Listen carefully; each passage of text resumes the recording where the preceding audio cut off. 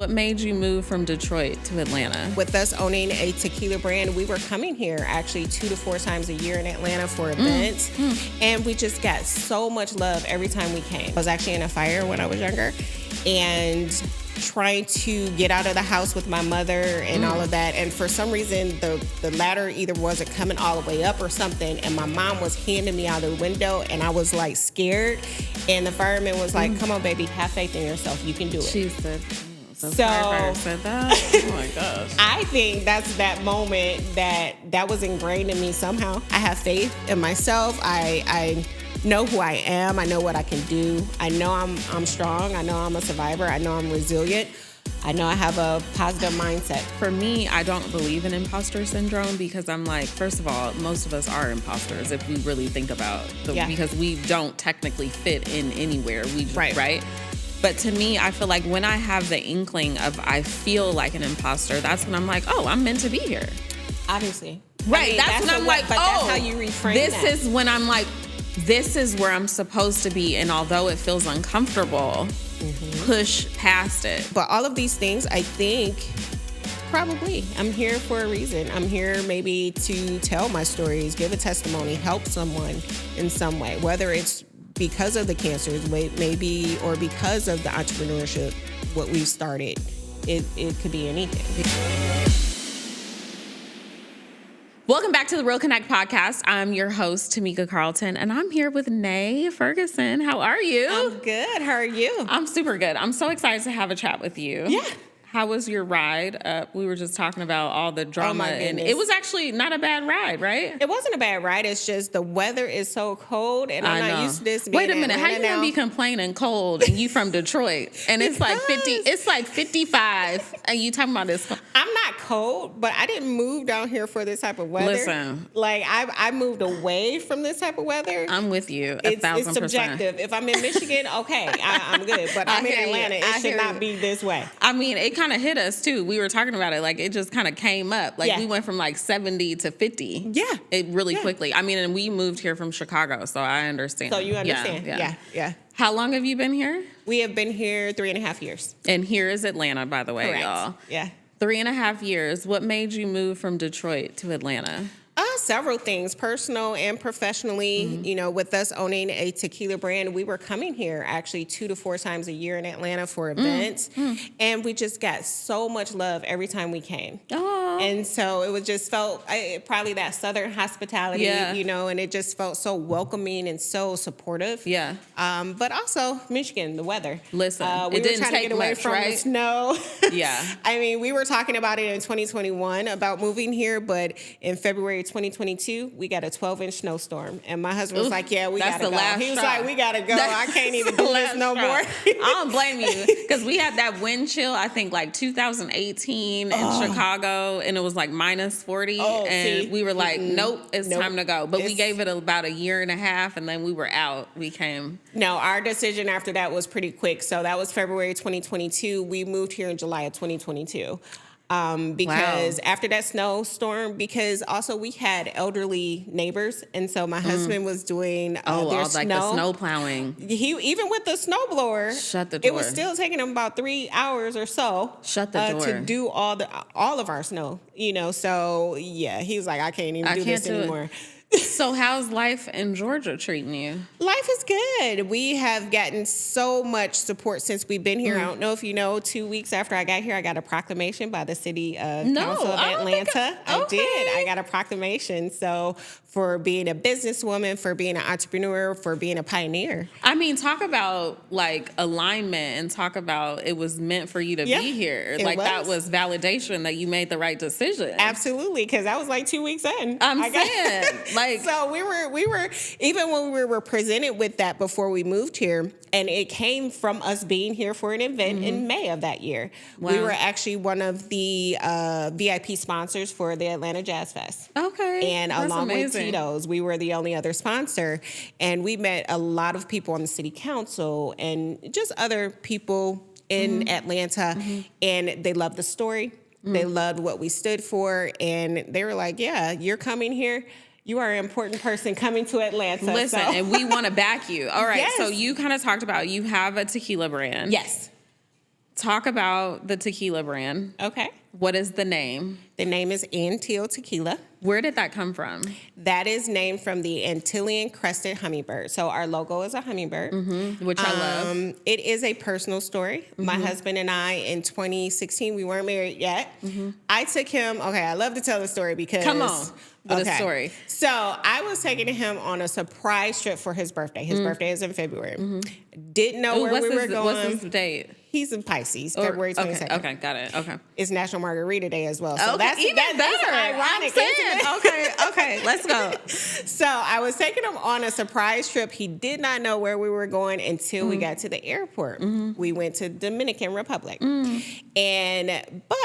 I like to say he upped my surprise because he proposed. So I'm like, shut up. Wait a minute. We were talking about this and you were supposed to wait. I didn't even know. I'm thinking when we get back, we're going to look at rings and blah, blah, blah. No, he already had the ring. I was like, really? How you going to up my surprise? Like, really? You thought you was doing something good. I was like, really? How you going to up my surprise?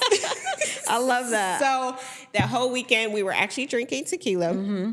And we were in a restaurant and we were talking about what's life going to look like after we get married and things like that. And we actually saw some hummingbirds flying. And we found out later that they are the Antillean crested hummingbird. Antillean, okay. Anteel.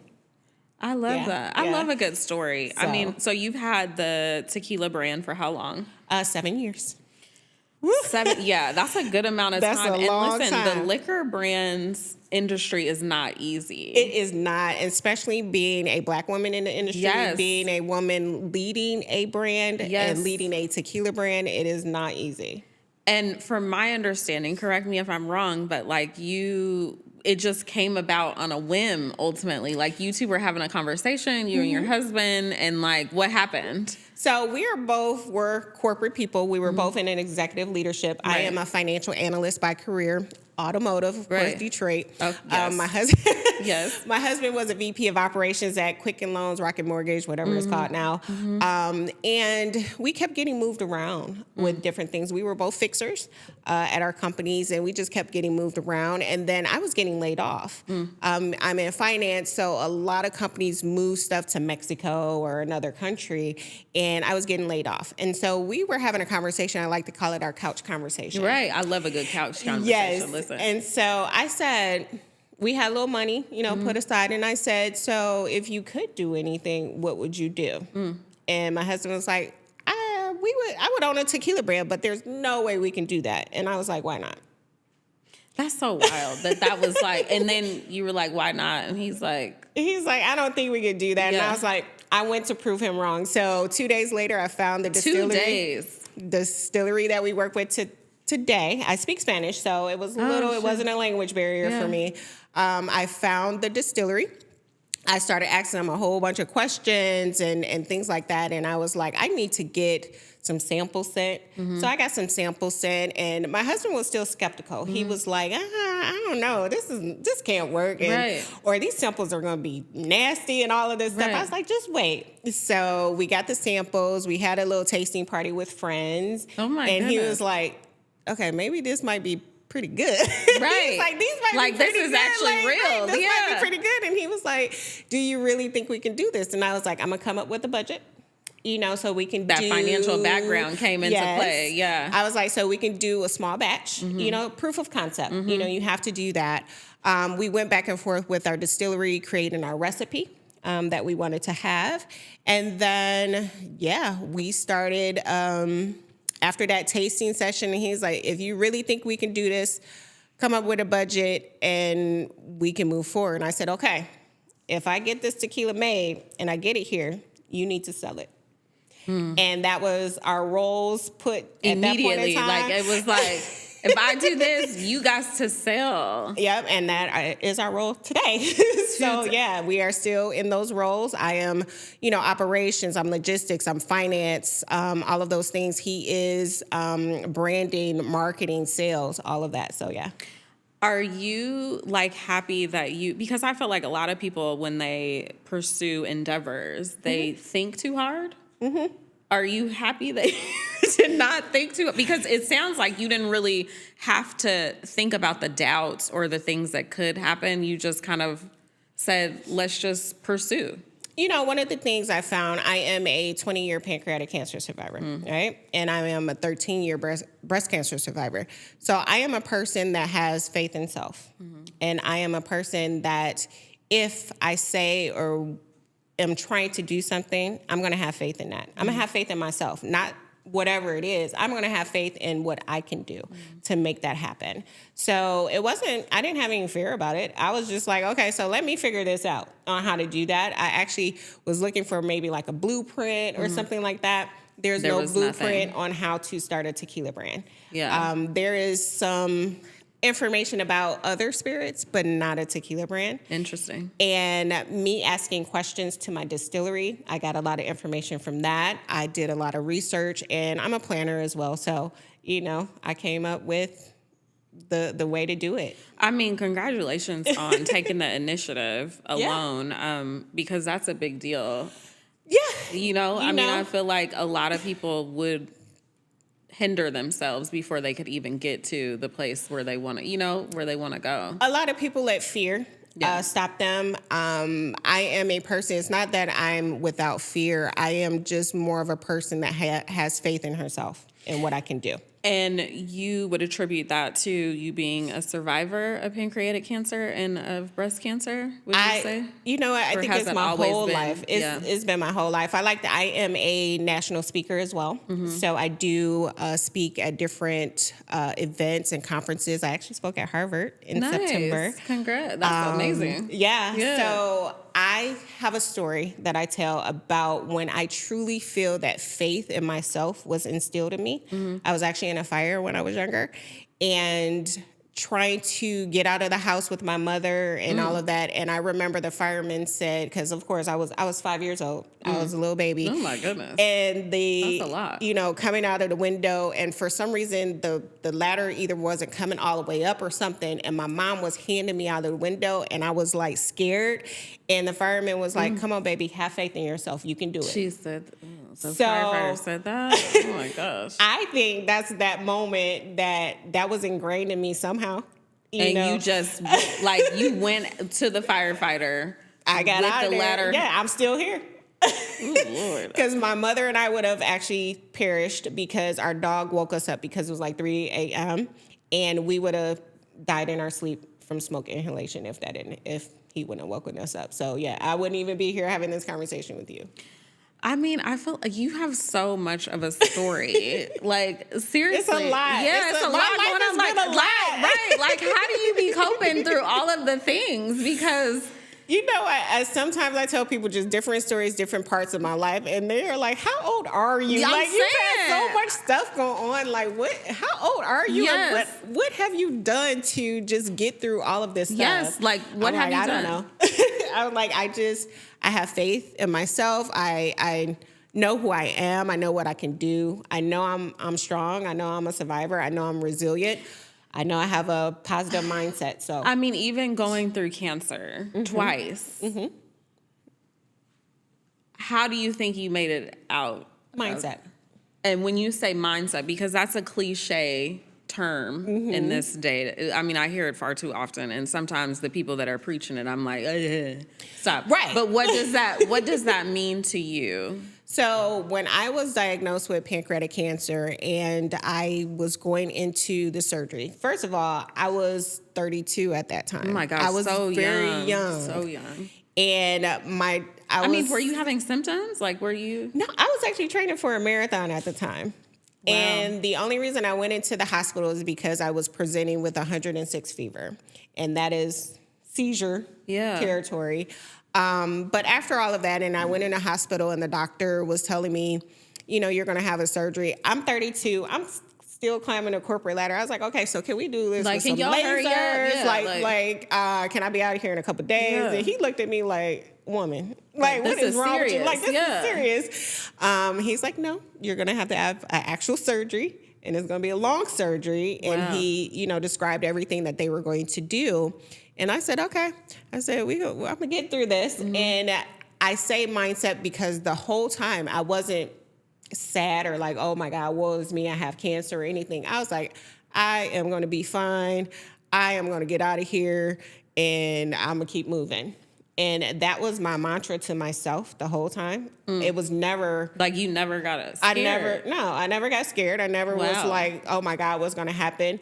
I was realistic because I did read, different things that could happen, but it never entered my mind that I was not going to survive it. And after an 8-hour surgery... 8 hours. I told them, how long is it I'm going to take to recover? And they was like, it depends on your body, how it wakes up and things. It could take 4, 6, 8 weeks. I was like, I'm going to be out of here in 2 weeks. 2 weeks? How long did it take you? I was out of there in 2 weeks. I couldn't walk, but I was out of the house. You said, I'm going to get out of this house. I was in a wheelchair. Oh, my God. But you did get out, though. I got out of the hospital. I had a wheelchair, and I had 3 tubes in me, but I was out of the hospital my goodness. in 2 weeks because I was like, I cannot be in here for 4, 6, 8 weeks. I don't know what y'all talking about. How was the recovery for you? Because I feel like that I would imagine that kind of humbles you to realize that life is different. It does. It makes you slow down. Yeah. Dealing with stress even at that time became different for me. Overall, it took a total of about 3 years for my body to fully recover. 3 years. To fully recover. Wow. But I was walking a month or so I after and I was doing stuff. But, to fully recover, it was about 3 years. I mean, do you ever have, like, in the back of your mind, like, all of the things that you've been through? Like, I feel like that could kind of hinder you or propel you. It's either or. I think it propels me because I know what I've been through and I've survived it. So it's like... You're like, and like, you literally are like, and what? I mean, when I got breast cancer, the diagnosis for her, and she was like, okay, so you're going to have a surgery. And I'm like, okay. Like, okay, we gonna do this. And she was like, well, also know that there's a 65% chance that it may come back. And I was like, okay, so we're gonna give me a new pair if I have to keep getting sliced and diced. I'm just saying. I was like, I am not gonna keep coming in here. I mean, it seems like you're realistic, but also you're like very cut and dry. Like, what's your sign? What's your zodiac sign? Scorpio. I'm a cusp baby, though. But Scorpios are super emotional and intense. So you're just intensely like, this is it. This is what we do. It's like, I cannot. With your nonchalance, it cracks me up. Yeah, I'm like, whatever. I'm not, some people are like, they've noticed I have very emotional depth. Yes, but that's I a do Scorpio. come off as sometimes that I don't have emotion. And it's more of I just don't react. Because I've been through so much, I don't react to things as some people do. Because are you like absorbing the things and analyzing the things so you don't have to react? Or what's your, okay. I'm more of, I take it in. I may think about it and stuff like that because I've learned in the past reacting with emotion really does not do any good for me either, and part of my story as well, I am a child of domestic violence as well. So I grew up in a household where my mother was, abused physically, verbally, and because of all the things I saw then, I was almost kidnapped and raped, during that time. So it's one of those things that I don't respond emotionally because I think even back then with my mother's abuser, if you show some sort of emotion, he took advantage of that. So I don't. Let me ask you this. When are you emotional? I'm emotional about lots of things. It's just, I may not show it outwardly. Yeah, it depends on what it is, but I'm very fierce, a protector of my children, I can see my husband, my family, all of that. I'm very fiercely protective of them. And I can get emotional with that. And I'm a person that when I get angry, I cry. It's not because I'm crying because I'm hurt. It's because I'm angry. Yeah. And you might want to watch out. Yeah, I'm like, you don't want to see it. Those be the ones. Listen, when you cry, when you angry, run the other way. Okay. I see it as an outlet, but some people might see it as a weakness. But it's really an outlet for me because if I don't cry, then it might be something else. Right.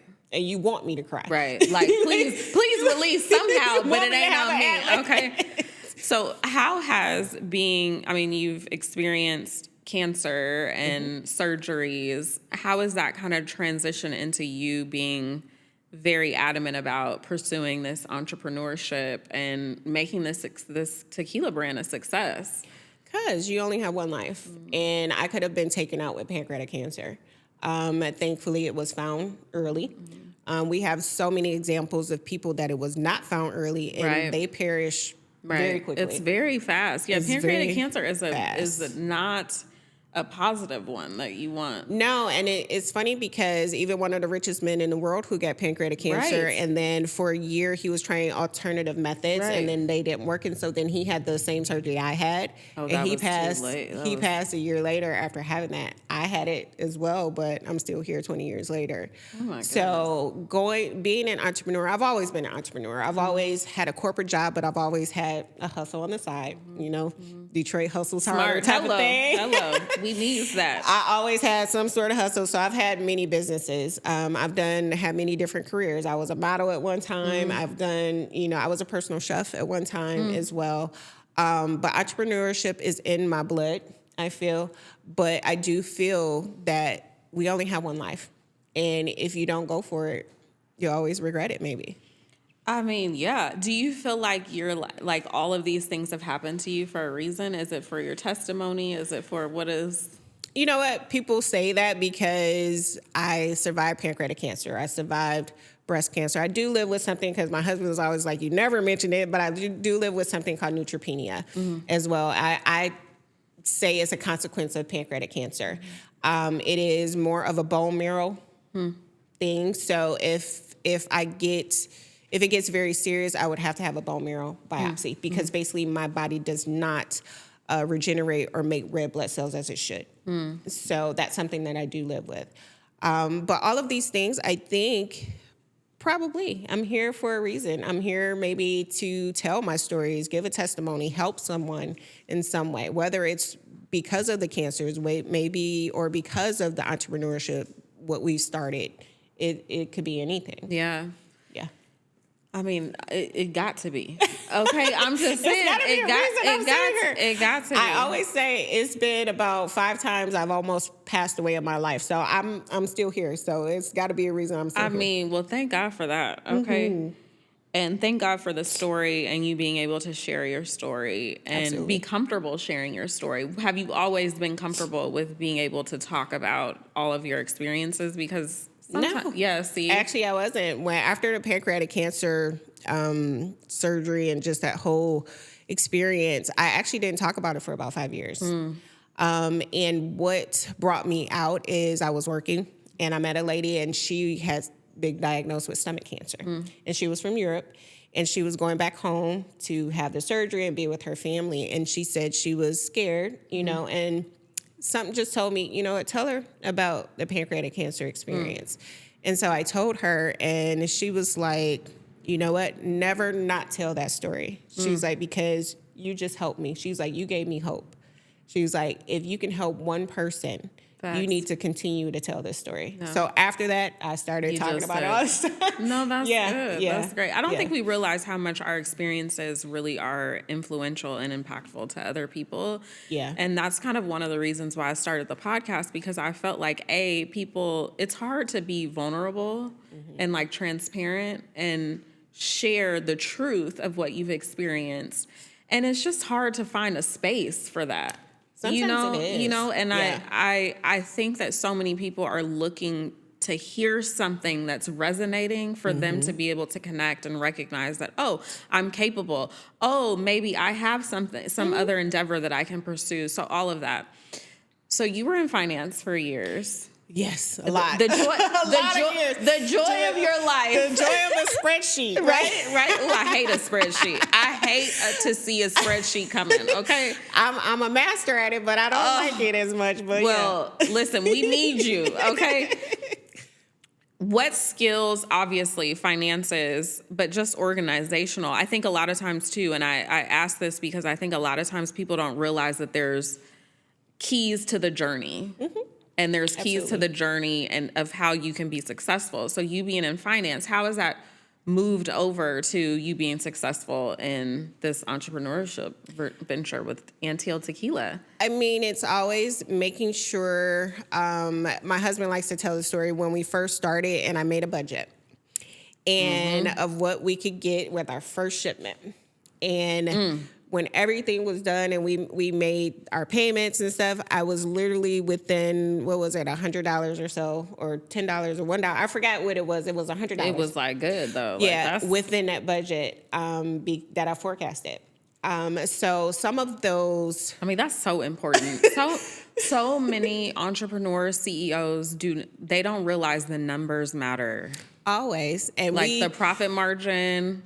We have a business consulting company as well, and we're always telling our clients, know your numbers. Please, know your numbers, like have a P&L, like all of the things. Know your numbers. Those little numbers add up. Yes. Those little expenses add up. Because anybody can ask me, I can tell you our bottle price, top cork price, label price per each, all of that. I can tell you. I mean, and that's how you get investors. That's how you get investors, but that's also how you forecast as well. You need to know your numbers so you can multiply or whatever and forecast what you may need, what's going on, and it's good for investors as well. Yeah. I mean, how would you say? I mean, I feel like tequila. First of all, so I feel like tequila has always been one of my favorites. But you know, you go through transitions in life where you're like where you ain't got no money, so you have like the low budget you got liquor. The $10 bottle. Listen, okay, or like I remember being very young and drinking like, Lord forgive me, MD 2020. Do you know about MD 2020? I didn't drink it, but I know about it. Come on. MD 2020. So you upgrade over time. Absolutely. And like I went through my phase of vodka, cannot drink vodka to this day. I can't drink vodka. You know what? It's funny. Most liquor stores, 98% of the stuff I can't drink just because of the sugars, but also just all the things that they have in it. You know, we hear. I like to say we always hear the stories of spring break 1982, 91, 73 that everybody went through, and they blame tequila on the next day of them feeling bad. And I never had a problem with tequila though. But my thing is, you forget you was drinking garbage juice, jungle juice, whatever it is. All the extra stuff. With sugar in it. Was and the then problem. You topped it off with tequila. A mixed tequila. Correct. And you blame tequila for it all. And I'm like, does that make sense to you? Tequila actually has always never done me wrong. I will say that. A premium one will not. Top tier. I will say, though, that like I feel like I've had... tequila is different. Like as you grow and as you mature, it almost becomes like a sipping drink. You know, it should be. Yeah, right? It should be enjoyed. Right. See... What do you like? What's your perfect vision for like someone drinking their tequila? Whether it's like people on vacation or like a dinner party, like what is it? Because I can give you my picture, but I want to hear yours. Well, one, I like people to enjoy tequila. So if you're adding stuff to it, so having a mixed cocktail, that's cool. Just don't put so much sugar in it because that is really what messes you up, sugar. Yeah. But a perfect, like, especially on the beach, you're drinking a cocktail. With one of our expressions, we have the world's only coconut lime blanco tequila. The flavors. Yeah. I've tried it too. They're all really good. I'm just saying, like the flavors are different. Yeah. So the world's only coconut lime blanco tequila, we recommend sometimes people have that in the freezer when you're ready for the cocktail. That's smart. Put it in a glass, maybe put some ice in it, and then a splash of pineapple juice. Oh, that's cocktail. Very smart. And you're feeling like you're on the beach or something like that. If you're at a lounge, club, or something like that, do our reposado or añejo and have it neat. We don't drink it with ice or anything like that because usually a rested tequila, you don't put ice and stuff. But if you want it to be cold, put like a whiskey rock so it won't dilute, you know, the flavor, and sip it. You know how long it takes to make tequila? Like, people don't understand that. No, they don't. Please tell the people. Good tequila it needs to be aged. It's aged, especially añejo or reposados or añejos. They are aged, and they should be enjoyed just like a good Scotch whiskey, you know, that people sip and enjoy. Because a good reposado can take about 8 years, you know, to make. A good añejo can take about 9, 10 years if it's an extra one. Right. So that's a long time. and you just gonna shoot it. Like you how need much to of an enjoy it. expert do you feel like you've become? I've become so much. So my husband, he's the expert. I call him a tequila snob, but he's given me so much education. I've learned so much being in the industry, you know, over these years. So I can talk to you about it. I mean, what do you love about being in this industry and just being an entrepreneur? What I love is the challenges because it helps you grow. I mean, there ain't no way to overcome it. You got to just grow, truly. But being a pioneer, because when we launched, I became the first Black woman to lead. Can you say that again? Okay, because when I read that, I was like, listen, the first Black woman to lead. To lead and own a tequila brand. Lead and own a tequila brand in what year is it? 2025. We started it with 2018. Right. Before we started. I mean, I still don't know. No, are there more? There are. They're coming along. Other Okay. In the space. There are about maybe 4 of us now, I think. 4 or 5 on the market. Okay. But when we launched in 2018, I was the first one. There was no other Black woman co-owning, owning, or anything a at that time. Massive accomplishment. Yeah, and I didn't know, and my husband found it in 2023, the Smithsonian created a Wikipedia page for me. Yes. So, because they were doing a project, because Black women are not represented that much in Wikipedia. And so they were doing a project about women leading in food and beverage. And they created a Wikipedia page for me saying, you know, I'm a pioneer. So I love that. I have that as well. So yeah. I mean, how does that feel for you? For me, I guess because I'm in it all day, every day, but I'm hoping that I'm inspiring or motivating someone. You know, that is always my goal with the pancreatic cancer experiences. I'm a national advocate for the Pancreatic Cancer Network. So they actually had me in a commercial. They had me speak in front of Congress and everything. So I'm hoping, how I feel is, I just hope that I'm inspiring people.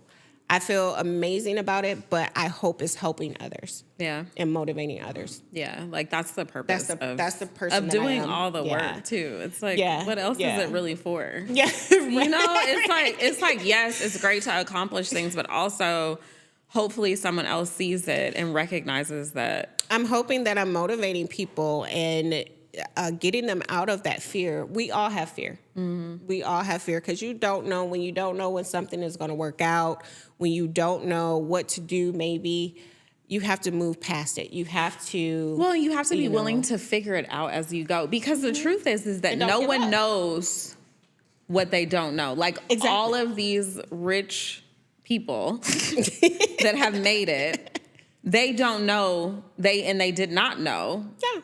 Anything until they figured it out. They figured it out, but on the go, on the fly, they failed millions of times. And failure is actually good because then you learn. Yes, you learn and you are able to hopefully not make that mistake again and grow from it. And that's what I'm saying. Fear keeps you, to me, from growing. Yeah. Yeah, fear is, you know, I always hear this imposter syndrome. And for me, I don't believe in imposter syndrome because I'm like, first of all, most of us are imposters if we really think about because we don't technically fit in anywhere. We just, right? But to me, I feel like when I have the inkling of I feel like an imposter, that's when I'm like, oh, I'm meant to be here. Obviously. Right. I mean, that's when I'm like, but that's how you reframe this is when I'm like, this is where I'm supposed to be. And although it feels uncomfortable, push past it. And because how else are you going to grow if you don't move past things that are comfortable for you? Yes. You have to be comfortable, as they always say, be comfortable with being uncomfortable. If you want to grow, if you want to move through life and have new challenges and grow yourself. Yes. Because you find out a lot about yourself when you are in industries and you have challenges. You find a whole bunch about yourself. And I mean, is that not the point of living? Yes. The point of living is to figure it out and to grow, evolve, and conquer. My husband likes to say, if you're not growing, you're dying. And literally. I mean, people say that everywhere as well. You know, if you look at a tree, if it's not growing, it's dying, right? It's dying. So, yeah. And we ain't interested in that life until it's time. Okay. So you are a family woman. You have kids. I do. How many kids do you have? I have 2 daughters. 2 daughters. How old are they? I have a 29-year-old daughter. Okay. Who has a 7-year-old son. Wow, grandparent. Yes. I love it. And then I have a 17-year-old daughter. I love that. What do you want for your kids? I want them to really move into themselves and be passionate about something in life. I want them to, I don't want them to do the traditional things. I don't, I was raised with the go to school, go to college. I did all of that, got an MBA, all of that. Get a job, get a corporate, get that good job. Right. And then, 20, 30 years later, you get your watch and then you're done, right? I don't want them to do that. I want them to explore life. I want them to explore their passions. And if they make, money, because we all need to live from that passion, then that's what I want for them. Our 17-year-old is in the home, and so she sees, and we bring her in. I mean, I'm sure it's a lot of work too. Like, she gets to see a lot of. She does. Probably the inventory. She's been through the inventory life. She knows about challenges that we have and everything. And we talk in front of her, and we ask her questions about her opinion, what she thinks, because we are setting her up for her to do her own, business that brings and be me an entrepreneur. to a question. Have you found that the younger generation is not as keen to drink alcohol as older generation folks have been? Now, I have 2 daughters who are in 2 different generations. Yes. So my oldest daughter, she drinks. My youngest daughter, she's not old enough yet, but of course she's 17. Yeah. I don't think she's going to drink though. She has only drank water. She is a water drinker. She doesn't drink. She has never drank pop. She's never drank juice. She didn't like milk when she had to drink it when she was younger. She literally only drinks water. I mean, how have you seen the industry change in the tequila world, or even the liquor industry change from when you first started to now? Well, when we first started, tequila wasn't where it is now. Tequila has exploded since we came on the market, and it is. I think it replaced vodka. Vodka and tequila have been going neck and neck for years, but it is. If it has not already, it has topped vodka. Because there's just been so much interest. I know, because sometimes celebrity owners and things like that. And I'm hoping part of it is people have figured out that it's not your tequila from spring break. Yes. I hope that you need quality. Found that out, and they're researching a little bit more on what they're putting into their bodies. Like, I feel like I've seen it better for me. It's a slower release of sugar, all of the things. But I feel like I've seen on my timeline more people going to Mexico to sample tequila, going to Oaxaca and things like that to actually see the foundations. I think they're getting more education now, because we have at events and tastings that we do, people are like, oh yeah, I went to Mexico and I found this and I found this, and I'm like, I mean, that makes it easier for you to sell. But we still get to be. So I like to tell the story. I got a gentleman. He was about 68 years old, and he came in for a tasting. I was like, oh, we're trying. Sampling some tequila day. Would you like to try? He's like, oh no, I don't do tequila. And I was like, okay, why? Why? And he was like, those are probably your favorite people. I love those people. I said, okay. He's like, I had a bad experience with tequila. I was like, okay. I was like, was it spring break or something? He's like, no, I was 16. And I was looking at him like, this man is 68 years old, so you haven't drank tequila since he was 16 when you wasn't supposed to be drinking. Correct. Couldn't even handle it. And you probably had a $10 bottle. Right. I was like, okay. He's like, I drink bourbon. Okay. I'm not going to argue with you about it, but I have had many cases where I have switched people over to tequila, because one lady, she was like, I haven't drank tequila in 20 years. And I was like, okay, why? I went through the whole thing. Spring break, she had something. And I was like, well, don't you think that maybe all the other stuff may have had something to do with why you were feeling bad? Yeah. And not just the tequila? Right, not just... one day people are going to figure that out. Well, what made you want to do these different flavors too? Because you've kind of infused some differences into these. Well, we didn't want to be like everybody else. Yeah. We wanted to be different than all the tequila brands. So tequila brands, usually when they come out with a Blanco, Reposado, and Añejo, which is the traditional line. That's normal, yeah. When we came out, we wanted to be disruptors, as my husband likes to say. We came out with the world's only coconut lime Blanco tequila, and we also came out with our Reposado.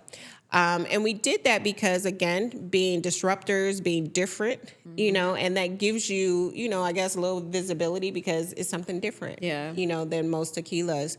And it's just blew up. Like our coconut lime is the best seller. Well, and I think it markets to a different demographic too, because it kind of spans the gamut versus just being limited to the traditional versions. Well, and also what we get is a lot of people who may be vodka drinkers, they'll try one of our infused flavors. And they'll like it and be like, oh, I like this because, they might like a flavored vodka. And so we switch them over to tequila, and we like to say, that's the gateway into the rest. That's it. I love that. There's always a gateway. Always. So you've been in business with your husband. Correct. How has that journey been? Like, I'm sure you've learned, like, compromise, who's good at what, listening, all of the things. So what's funny is in 2017, me and my husband started this business. He quit his job. Lord. Because we were starting this business, and we got married. So that's a lot. That's a lot in the same year to get married and start a business, and him quitting his job. But I think because of that has allowed us in our marriage to learn about compromise as well, because we work together in a business, and we do have different lanes that we work in, and even if we're mad at each other and don't like a decision or something, we still married. Yeah, you still got to figure it out. You got to figure it out. So if we're mad personally, we still got business. If we mad business, we still got personal. How has that worked? Like, you just have to be like, forget it, and like, I really don't want to talk to you right now, but we got to do this business situation. Yeah, you have to, I'm a person that give me 5 minutes, give me 10 minutes, give me, depending on what it is, give me an hour. Right. And then we can come back. Right. He wants to do stuff right then. And I'm like, I mean, there's always, I feel like that is the key. That is what happens in every partnership or relationship. There's one person that's like the avoidant or like the person that needs a break. Yeah. And there's always the person that wants to like address it right now. Right. And I'm like, no. But have you had to compromise and like address, see? Yes, I've had to compromise. Maybe not an hour, maybe 10 minutes. That is, I mean, how has that allowed you to be able to kind of grow the business, connect with other people? Because I feel like once you recognize that all it really takes is you dropping down a little bit of your ego and being willing to compromise. Yeah. Even in like partnerships with investors and things like, how has that change how you move? I mean, it just makes you more cognizant of the fact that you need to communicate. And you need to sometimes compromise, like they say, pick your battles. Yes. It may not be as important, to argue about something very small. Right. When we may have something over here bigger. Yeah. Personally, it might be something small because when you're with someone 24/7, basically most of the time, you're going to get on each other's nerves. Of course. Right? But a little argument over here personally, business-wise, we got to communicate. We still got to compromise and all of that. And that lends over to investors, to our shareholders and things like that. We have to still be able to communicate no matter what's going on. Well, and when you say communicate, what does that look like? Because I think communication is like being direct for me. Yeah. Especially, I would imagine, with investors, like being transparent. It's very crazy to have to put all your financial information out there. I can't even imagine. Because then people are like looking at what you're doing. Yeah. But we have to do that. Yes. We've gotten some VC investments in the past, and we have shareholders, and we have to share this information. We have to be transparent with all of it. Yes. And for people to see how we're spending, to grow this brand. Yeah. So that's nerve-wracking, but I'm sure it's something that has to be done. So. I mean, and that's your financial background. Like, you should, but I'm sure it's challenging to just, because it's also a piece of like your decision making. Correct. It's like, is this And maybe it also can help you be held accountable. I feel like marriage is low-key like that. It's like every decision that you make you have to take into consideration the other party. You do. So it's similarly with a business and having investors. Yeah. You have to take into consideration how this is going to impact them too. Yep. Every year I have to send our financials to our shareholders. You know, our CPA is like, yep, forward your financials. You're like, oh, I don't want this. I don't want nobody to say anything or question it. Be like, why did you spend this much on this? And it's like, But then you have to learn how to communicate your why. Yeah. You have to have a reasoning for everything. Absolutely. Too. And I think that's another thing. It's like everything that you do in life and partnership relationships, you have to be able to express your why. Absolutely. And you have to be able to communicate it effectively and be transparent. You really do. And that's with marriage too. Yeah, with everything. Yeah. Even with your kids, I would imagine. Like, I've always been that parent that I am very open and transparent with my children. Yeah. Talking about any subject, age appropriate, of course, but I've always been very open and transparent because I wanted them to grow up to be able to talk to me when they get older. Yeah, that's to be that important person that they can come to when they have a problem. Yeah. All right, so when people share Anteel, we kind of talked about like your vision, but what do you want them to feel? I want them to feel luxury. I want them to feel that this is a brand that's making a legacy. I want them to feel that. I want them to feel that we created this brand from the ground up to show people that this is something that you can do as well. And I want them to be proud. I want them to say, you know what? This is a person or people, a husband and wife who came up with their idea and they ran with it. Yeah. I want them to feel proud of that. Yeah. That's great.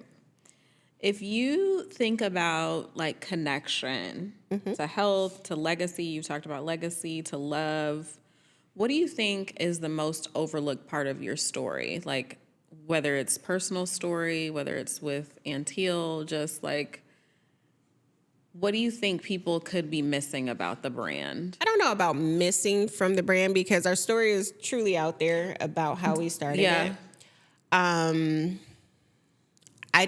Maybe they're missing how important it actually is, that journey is. Yes. See, that's like the full journey. The full journey. Like even the backstory. Exactly. They don't see it usually. And if anything, it would be that they're not seeing the true journey of this. And that's like the part that's really could resonate. Absolutely. And that's why I wanted to talk to you because I feel like the brand is a result of the experiences of who you are, you and your husband, all of that. The brand is just complimentary, but like what you've been through, what you've experienced is all encompassing in this brand. Yeah. And I love that. Yeah. All right, speed round. Okay. Let me get some water. Right. What's your go-to tequila cocktail? If you had to do something, come on.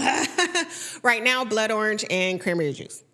Okay, I gotta try that. With a little ice, or what we doing? I try not to dilute. No ice. I do reusable ice cubes. Okay. On Amazon. Yeah. Okay, we gotta. You can freeze them. Put them in. They won't dilute your cocktail, and you get all the goodness. I'm going to have to give that a try. Yeah. Blood orange and cranberry juice. Because we have a blood orange. Right. I know. That's why I'm like, blood orange. Did you just come up with that? Like, you know what? I came up one of the times I was flying earlier this year, and I had never did tequila and cranberry juice. Right. And they didn't have orange juice or something. And I was like, okay, so just give me some cranberry juice because that's less sugar than orange juice and stuff like that. And they were like, well, and we have tequila. I was like, okay, just give me that. And I tried it. I was like, oh my God, this is delicious. I bet that is. So I told my husband, and then we were drinking our Blanco with it. And then we were like, what about the blood orange? We put that in there. Oh my God. Especially in the fall. Yeah. It's an amazing cocktail. So that sounds like that's the go-to cocktail right now. Cheers to that. What's one business habit you swear by? What's one business habit that I swear by? Because business is so changing every day. But I guess it goes back to corporate as well. Process. Having a process. Because if you have a process, if you have a way to do things, you can be more productive that way. And it doesn't fall off the rails. No, and that is for every business. Yeah. And I was a process queen when I was in corporate, so yeah. Okay, process. All right, who or what keeps you grounded? Or what keeps me grounded? Probably my husband and my children. Like when the day is tough, the struggle is real. Yeah. Let me just go home and sit with my family. Yeah. Yep. I'll go and if I need it, I'll just say to my husband, I need a hug or I need a snuggle, and he'll do it. And we just do that. Listen, a snuggle will change your life. Well, it's been proven that hugs, especially after a certain period of time, releases endorphins. Yes. And especially if it's with someone that you love, you are able to be calm. And being able to be comfortable in asking for that is even more. And most of the time I don't ask. I just hold out my arms. You just be like, right.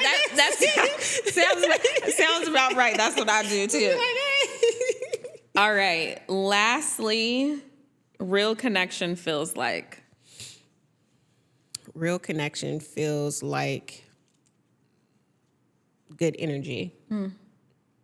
My husband and I meet so many people throughout this journey, events, just traveling and all of that. And a good connection that we've had with people has been their energy, good vibe, great conversation, and you feel it. And you feel it. Yeah. And you feel the opposite if it ain't. You immediately. Do. Like, you really feel it. If it's not a good energy, you're like, So immediately. You feel it. Good energy. Yes. A good energy to me is always a great connection. Oh my goodness. Well, thank you so much. Absolutely. It's been a pleasure. I hope all of y'all go try Anteel Tequila. It's very good. And we got to try this new cocktail.